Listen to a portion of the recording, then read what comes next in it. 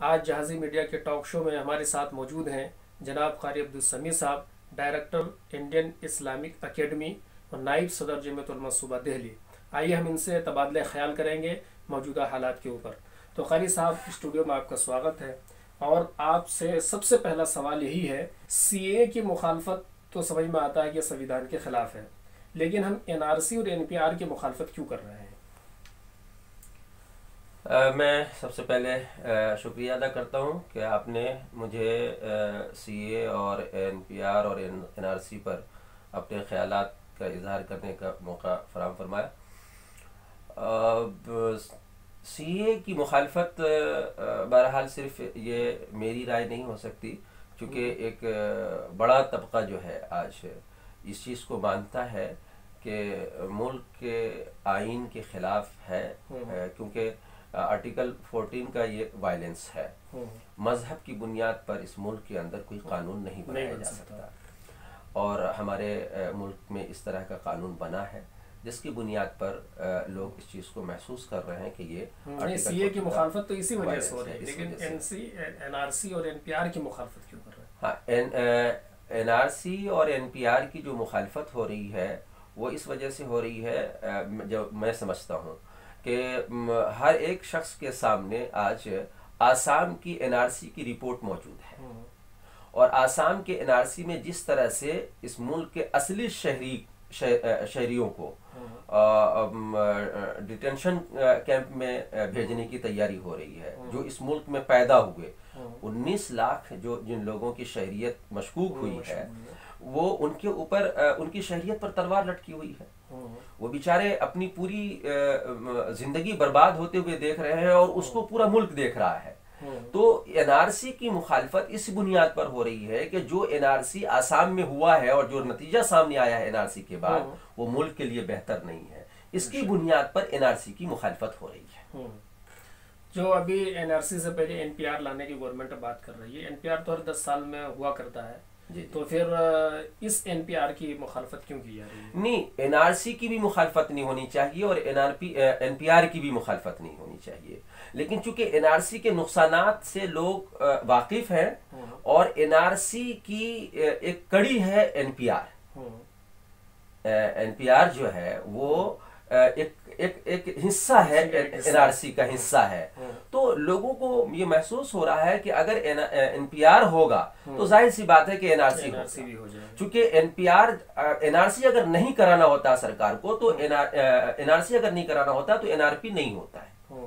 تو N R C پہ آنے کے لیے این آر پی کے راستے سے گزر کے جانا ہوگا، جس کی وجہ سے جن کو این آر سی سے ہی اختلاف ہے، این آر سی کی مخالفت وہ کر رہے ہیں، تو وہ این پی آر کو کیسے قبول کر لیں گے؟ بالکل، بہت صحیح جواب دیا آپ نے۔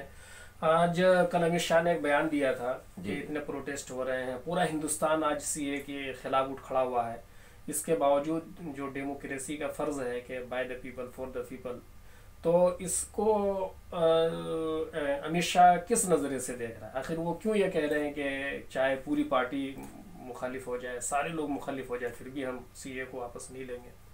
نہیں، دیکھیے، وزیر داخلہ ہیں وہ، اور ایک بڑے عہدے پر ہے وہ، بڑی ذمہ داری ہے ان کے اوپر، اور جو انسان جتنا بڑا ہوتا ہے اس کی بات اتنی ہی بڑی سمجھی جاتی ہے۔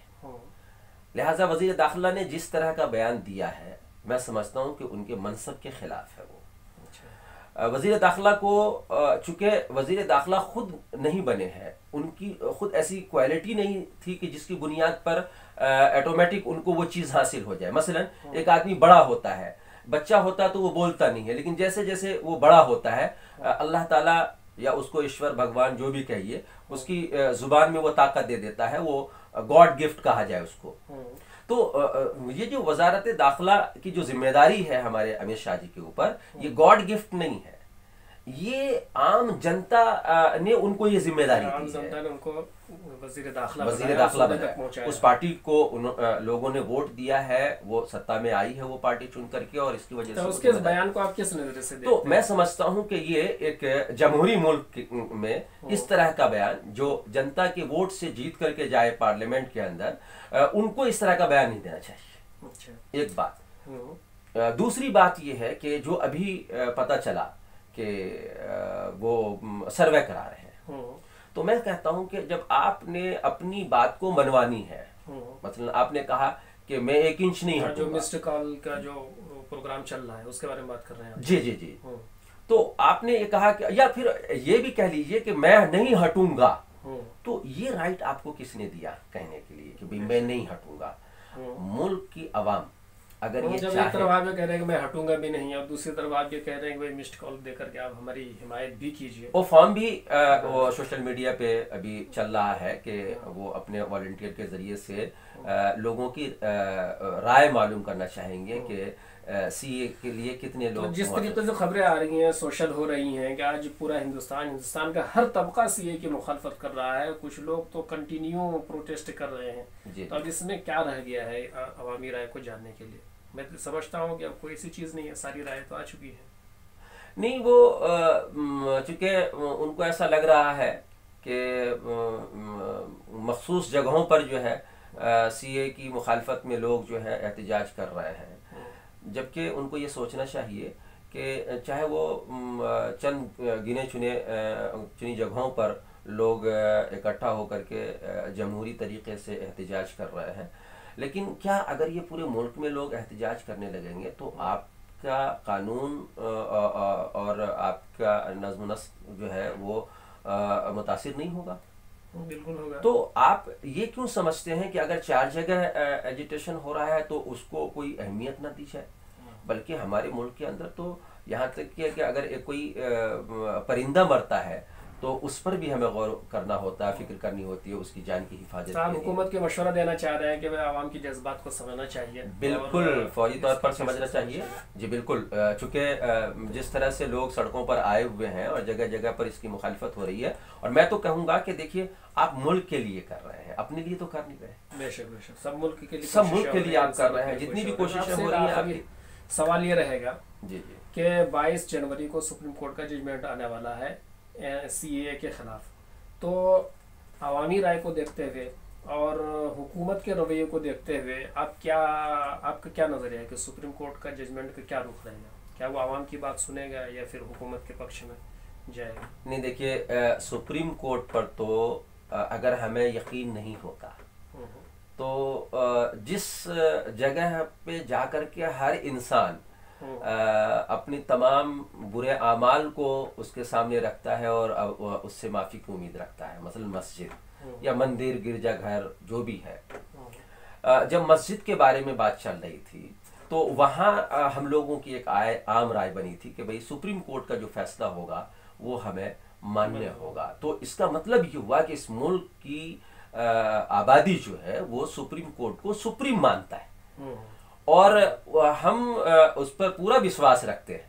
ہمارا پورا یقین ہے کہ سپریم کورٹ موجودہ حالات کے تناظر میں فیصلہ دے گا، اور جس طرح سے بابری مسجد ایک حساس موضوع پر سرکار نے اور عوام نے مل کر ملک کے اندر ایک ماحول بنایا تھا کہ جو بھی فیصلہ ہوگا ہمیں اس کو ماننا ہوگا، اسی طرح سے سرکار کو بھی یہ کہنا چاہیے کہ ٹھیک ہے، ہمارے دیش میں رہنے والے لوگوں نے سپریم کورٹ کا رخ کیا ہے، ہو سکتا ہے ہم نے جو فیصلہ کیا اس پر اعتراض ہو، تو سپریم کورٹ کا جو بھی فیصلہ ہوگا وہ ہمیں ماننے ہوگا، ہم اس کو مانیں گے، تسلیم کریں گے. ہاں، ایک آخری سوال یہ کرنا چاہ رہے ہیں کہ آج ہر دھرم کے لوگ، ہر طبقے کے لوگ پروٹیسٹ میں شامل ہیں، تو پروٹیسٹ والوں سے کیا کہنا چاہیں گے کہ سپریم کورٹ کا فیصلہ چونکہ عوام کے جذبات کے مطابق ہی آئے گا، لہٰذا پروٹیسٹ ختم کر دینا چاہیے یا اپنی جدوجہد آگے جاری رکھنا چاہیے؟ آپ کیا پیغام دینا چاہیں گے؟ نہیں، سپریم کورٹ کے فیصلے کے بعد تو ہمارے لیے کوئی آپشن تو بچتا نہیں ہے، اور سپریم کورٹ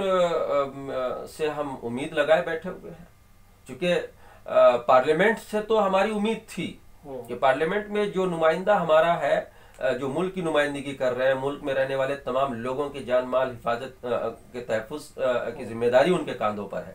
تو جب یہ لوک سبھا میں یہ بل گیا تھا تو ہمیں امید تھی کہ وہاں کے جو ہمارے نمائندے ہیں وہ ضرور اس پر غور و فکر کریں گے اور سرکار کو اپنے خدشات سے آگاہ کریں گے.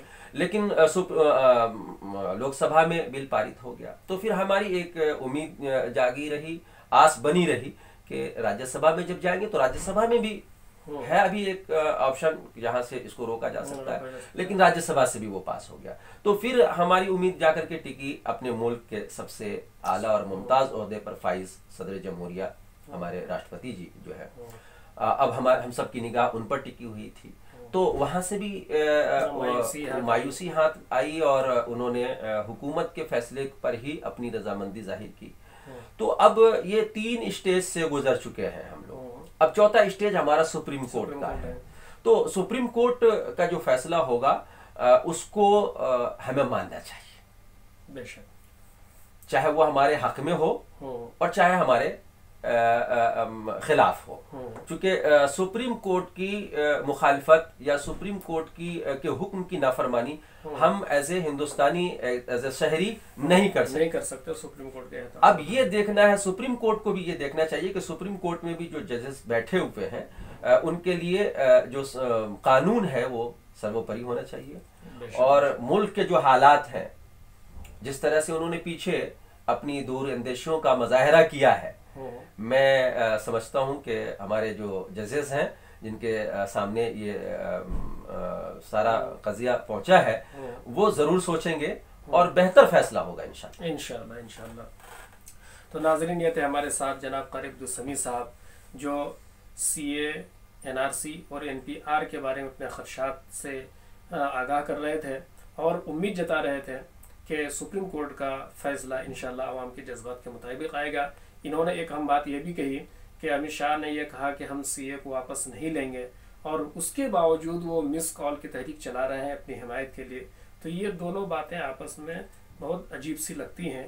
تو امید ہے کہ سپریم کورٹ عوام کے جذبات کا خیال رکھتے ہوئے حق و انصاف کا فیصلہ کرے گا اور سنویدھان کا مخالف قانون CA کو کالعدم قرار دے گا، اور CA کے آڑ میں NRC اور NPR جو کہ فی الحال قانونی لگتا ہے، لیکن اس قانون کے آڑ میں غیر قانونی کام جو ہونے والے ہیں اور جس سے انسانیت کو تکلیف پہنچنے والی ہے، اس کی نوبت تک نہیں آئے گی.